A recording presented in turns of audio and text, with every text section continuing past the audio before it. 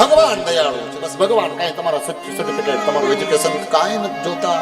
ભગવાન એટલો બધો દયાળુ છે કે તમે એની પાસે જાઓ એટલે તમારો સ્વીકાર કરી લે. કામ એક જ કરવાનું છે, આપણે એની નજીક જવાનું છે. જે પણ ઠાકોરજીની પાસે ગયા ભગવાને એને તાર્યા હશે. ભગવાનનું કામ જ આ છે. પૂતના ગઈ તી મારવા તોય ભગવાને તાર્યા. તારવા તારવા 3 વખત કીધું એમ, એક વાર નથી કીધું. તારવા 3 વખત કોડ માર્યા, ફાઇનલ કર્યું એમ.